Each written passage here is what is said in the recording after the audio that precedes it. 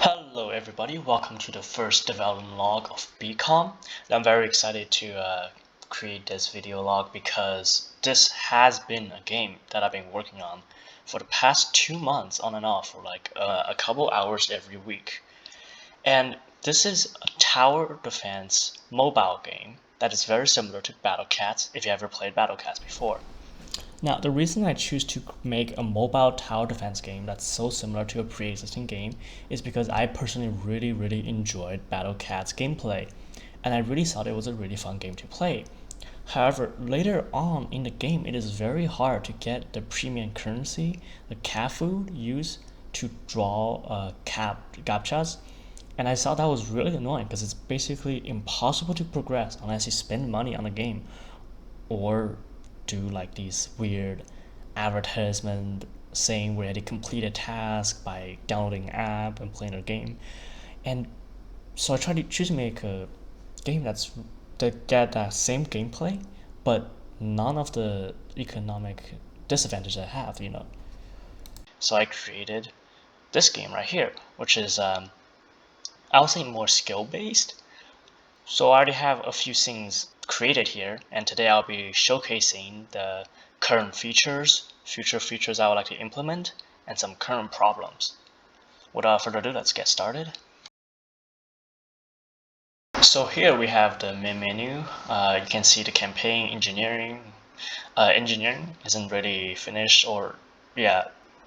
Okay, so for the campaign, which I have made 3 levels for, we'll take a look at it.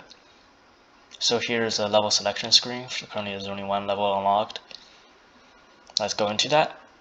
Okay, so here you'll see 2 bases, and the bases will send units towards each other, and the unit will collide with one another, dealing damage to each other and getting knocked back.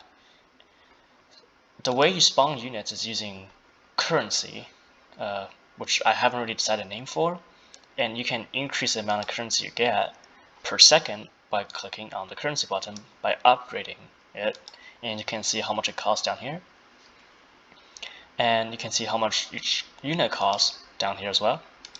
So I'm just gonna get this battles over with. As you can see, there is a critical bug that I am struggling with right now, and sometimes when you spawn a unit, I'll get into it later. So as you can see, once the enemy base reaches 0 HP, you win. So let's go to the next level. It looks pretty much the same. I'm going to send out a few units, get the base down a bit. Except in this level, once the enemy base has hit a certain health point, it will actually send out a second wave. And the second wave consists of this bigger block that have way more health and way more attack. As you can see, it just destroys my block in one hit.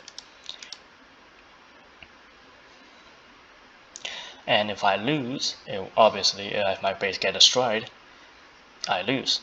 And I'm going to return to the screen. You can see here this line right here I'm trying to fix because, well, you see it goes under the logo, which I really don't like. I'm not sure what my solution will be. I might just fill in the empty spaces instead of the level logo with just like the color black. The main feature for my game is customization. That's how you say it. So as you can see in these levels, your unit, there's only 2 prefixed pre-built one right now, the cube and the medium cube. They have their own health and their own attack, which is pretty basic, pretty normal for a game like this.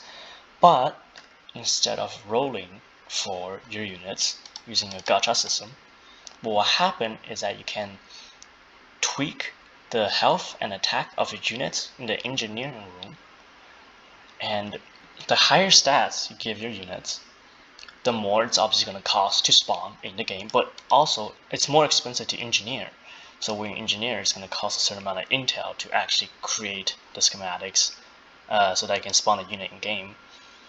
And these costs are going to scale not just based off the stats you put in, right? Like obviously higher attack is going to cost more and higher health is going to cost more. But also when you have when you have multiple high stats, the cost actually rises together exponentially. So let's say you have a cube with really high health. Well, that cube is going to cost, let's say, 10 money to spend. So that unit is going to cost $10 to spawn in the game.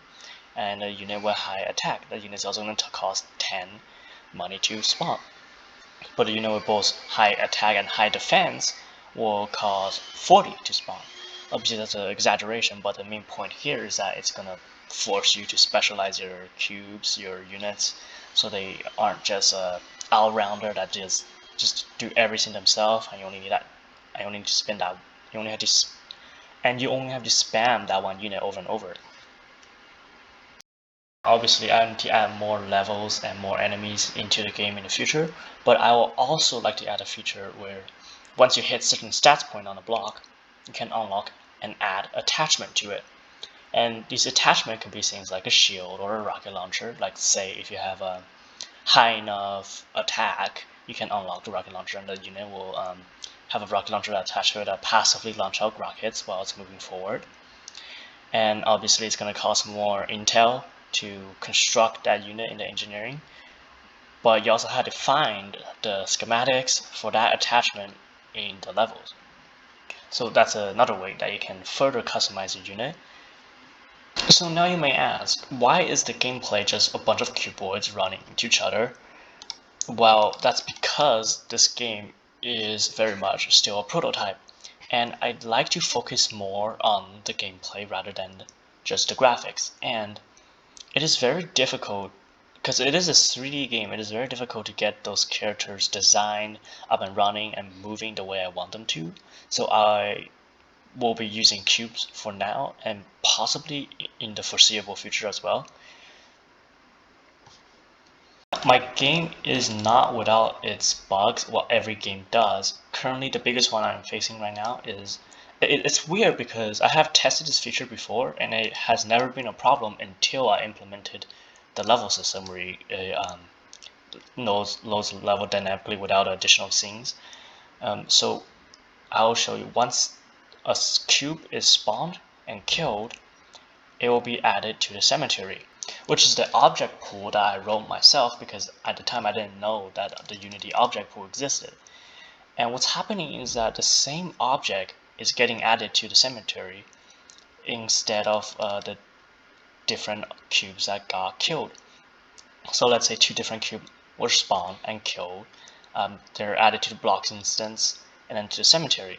But instead of those 2 cubes being in the cemetery, it's the same cube in the cemetery twice. So when you spawn a cube, it will take one from the cemetery and spawn it, and if it doesn't exist, it will create a new one. And what's happening inside, it's taking the cube from the cemetery and spawning it, right? And then if I spawn another one, it takes the cube from the cemetery and spawn it again, except it's the same cube. So the one that's already on the field disappears, and it gets reset back to where the base is. I'm not exactly sure what's causing the problem, and I'll be looking into it. As for when the game will release, I am hoping to target somewhere like late in 2022. Possibly have a running model by like the end of the summer that I can publish and playtest and get some feedbacks on. Anyways, thank you guys so much for watching my first devlog for BCom. I'll be posting about one every month, but if this gains some traction, I might post one more frequently. Thank you for watching again, and I will see you in the next one.